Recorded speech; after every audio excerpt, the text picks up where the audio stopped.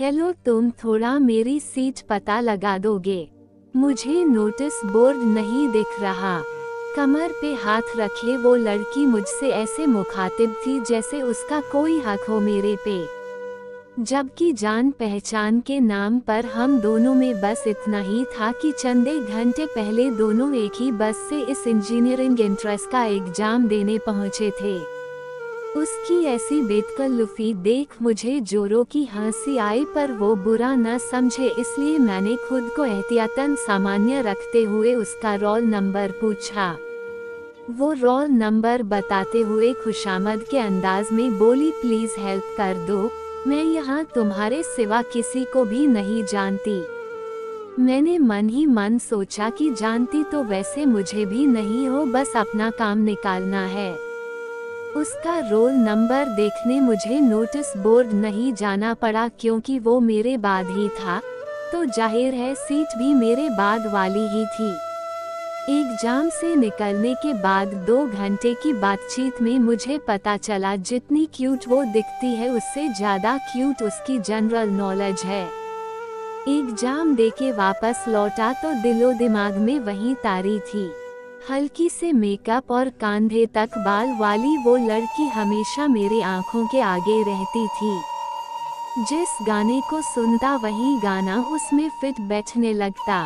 उसकी बेवकूफियत भरी बातों की यादें मेरी सारी बोरियत दूर कर देती। शायद उसके संगत का असर मेरे पे भी हो गया था, इसलिए 4 घंटे साथ गुजारने के बाद भी न तो मैं उसका नंबर मांग पाया था, नहीं उसका नाम पूछने का जहमत उठा पाया था। अब ये हाल था कि रोज उसका चेहरा देखकर अनुमान लगाता कि उसका नाम क्या हो सकता है और फेसबुक पे सर्च करता, मगर रिजल्ट के रूप फेसबुक सर्च बॉक्स से मिलता तो सिर्फ अफसोस।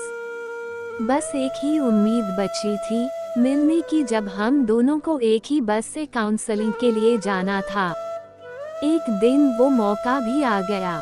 कंधे पे बैग लटकाए और कान में ब्लूटूथ लगाए जब मैं बस में चढ़ा तो वो आगे से दूसरे नंबर की सीट पे बैठी हुई थी।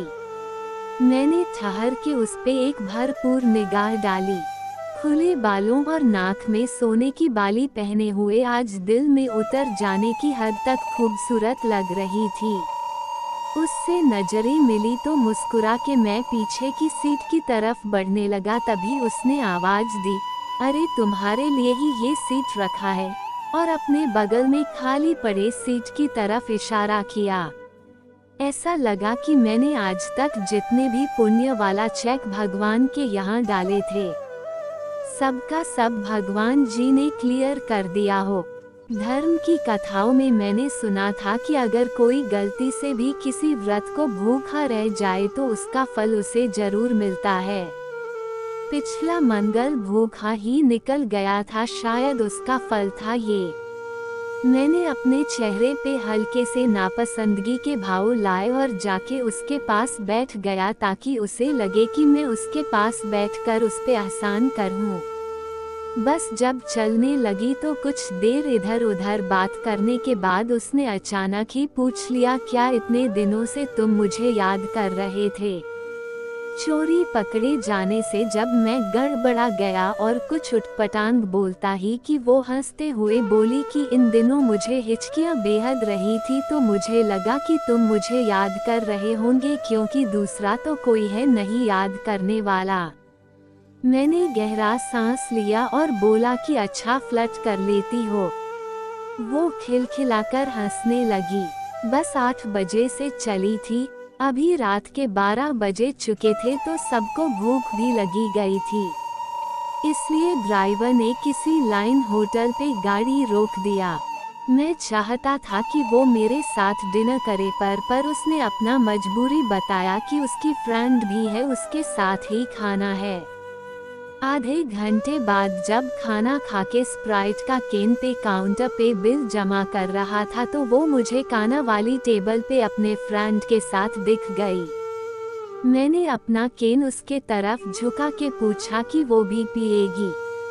जवाब में उसने मना कर दिया, फिर भी मैंने 2 केन लिया और वेटर से उसके टेबल पे पहुंचाने को बोल के होटल से बाहर निकल गया। बाहर निकला तो बड़ी जोर से सिगरेट पीने का मन किया। बैग चेक किया तो 2 गोल्ड फ्लेक और 1 क्लोव था। मैंने क्लोव जलाए और होटल से थोड़ा दूर जाके कश लेने लगा। अभी 2-4 कश ही लिए होंगे कि उसका फोन का फ्लैश लाइट मेरे चेहरे पे था। ऐसे तो मैंने उसके ड्रेस के हल्के से झलक से ही उसे पहचान लिया था, फिर भी मैंने पूछा कौन हो। जवाब में वो कुछ बोलने के बजाय फ्लैश जलाए रही। फिर कुछ देर में खुद ही बोली, अच्छे बच्चे सिगरेट नहीं पीते और फिर तुम तो अब मेरे अच्छे बच्चे हो। मैंने कश लेना जारी रखते हुए कहा, मैं कब से तुम्हारा बच्चा हो गया बाबू। अगले पल ही वो दांत पीसते हुए सर पे सवार हो गई। फेंकोगे भी या अभी और फुटेज खाओगे। मैंने सिगरेट होंठों से अलग किया और उसे घूरने लगा। वो सीरियस हो गई थी। शुभ मजाक नहीं कर रही, सच में प्यार करती हूँ तुमसे। मुझे लगा कि माहौल बोझिल हो जाएगा, इसलिए चुहल किया कि मैं तो सोच रहा था कि इस सिचुएशन में तुम मेरे होंठों पे अपनी होंठ रखोगी और पूछोगी कि क्या जलता हुआ सिगरेट मेरे नर्म हुए होंठों से ज्यादा जरूरी है। उसने हंस के मेरे हाथ से सिगरेट छीन के फेंका और बोली कि ओ मेरे सस्ते फेसबुक या फिलासफा, चलो अब इलायची खाओ, नहीं तो रात भर में स्मेल आएगी और मैं सो नहीं पाऊंगी। एडमिशन वगैरह होते होते वो इतना करीब हो गई कि गर्लफ्रेंड से कम आदत ज्यादा लगती थी। मैं खुद उसके इतने प्यार से हैरत में पड़ जाता। जब भी साथ होती तो जमाने भर की बातें ढूंढ लाती और सुनाती। मैं उसके चेहरे के तरफ तकता और खामोशी से सुनते रहता। अक्सर जब वो फ्यूचर और करियर की बातें करती तो मेरा हाथ अपने हाथ में लेकर संजीदा हो जाती। उस वक्त उसके चेहरा ऐसे लगता जैसे बुद्ध ने अपनी सारी शांति और मासूमियत उसके चेहरे पे छोड़ रखी हो। जब वो ज्यादा संजीदा हो जाती तब मैं चुहल करते हुए इश्क में ग्लोबल होते हुए कहता, अरे बामियान की बुद्ध, इतना भी शांत मत दिख तुम्हें आसमान में उड़ाने के लिए। मेरे जैसा आतंकवादी आ चुका है। वो खिलखिला के हंसने लगती। तब मैं बस उसे देखता रह जाता निर्विकार। अक्सर मुझे जबरदस्ती कैंटीन ले जाती। मैं पैसे देता तो फट पड़ती, तुम्हारा पैसा भी तो मेरा ही पैसा है, अभी इसे खर्च कर लेते हैं, शादी के बाद उसे खर्च कर लेंगे। मैं चुप पड़ जाता। खाने में न तो मुझे पिज्जा पसंद था न ही डोसा, मगर वो जबरदस्ती मुझे खिलाती। मैं ना नुकुर करता तो कहती, मेरे हाथों में जादू है, तुम खा के देखो, सब अच्छा लगेगा। इससे पहले ऐसे जिद करके मेरी माँ ही खिलाती थी। तब बचपन में मैं तीखा होने के कारण मीट खाने से मना कर देता और वो मीट को पानी से धोकर खिलाती और कहती कि अगर तुम नहीं खाओगे तो मैं दुबली जाऊंगी। ये बात मेरे मन में भर गया था। बचपन में मैं उन पे गुस्सा होता तो कहता कि आगे से खाना नहीं खाऊंगा और आपको दुबला कर दूंगा। सब लोग हंसते, मैं नहीं समझ पाता। बच्चा था न, उसके साथ अभी भी बच्चा ही बन जाता। खाली क्षणों में कभी इतनी खुशी देखता तो ऐसा लगता कि कहीं कुछ बिगड़ न जाए। अक्सर मेरे साथ यही होता आया है, जब ज्यादा खुश होता हूँ तो बड़ा दुख आने वाला होता है। यहाँ भी ऐसा ही कुछ होने लगा। धीरे धीरे चीजें बदलने लगी। मिलना जुलना कम हो गया। मैं उसे मैसेज करता कि बदले बदले से सरकार नजर आते हैं तो उधर से जवाब केवल स्माइली में आता। इसी बीच दशहरे की छुट्टी हो गई। मैं घर आ गया। यहाँ आकर उससे फोन पे बात कर पाना मुश्किल होता था। अक्सर रात को 5 मिनट के लिए टाइम निकाल के उसे कॉल करता, मगर उसके बातों से कभी ऐसा नहीं लगता कि वो मुझसे बात करने में इंटरेस्ट ले रही हो। मैंने उसे कॉल करना छोड़ दिया। उसका कॉल भी आता तो नहीं उठाता। छुट्टियां बीतने के बाद जब कॉलेज लौटा तब तक सब कुछ पूरी तरह बदल चुका थी। अक्सर दोनों एक दूसरे को देखकर नजरअंदाज कर देते। कॉलेज के नए रूटीन का बहाना होता, मगर मुझे सब कुछ पता था। अक्सर दोस्त आकर बताते कि एक सीनियर के साथ वो लाइब्रेरी में टेबल शेयर कर रही है। मैंने इसी वजह से लाइब्रेरी जाना छोड़ दिया ताकि अपने आँखों से उसको किसी और के साथ न देखूं। किताबें रूम ले ही मंगा लेता, वैसे भी उनमें अब मन नहीं लगता। कॉलेज में आने के बाद जाने क्यों बिना नागा रोज रात को वो फोन करती, मैं उसके सामने इन सब चीजों का जिक्र छेड़ता तो वो ऐसे शो करती जैसे सब कुछ नॉर्मल हो। पुराने दिनों का जिक्र करता तो पढ़ाई के प्रति सीरियस होने का बहाना बनाने लगती। मुझे भी पढ़ने पे ध्यान देने की एडवाइस देने लगती।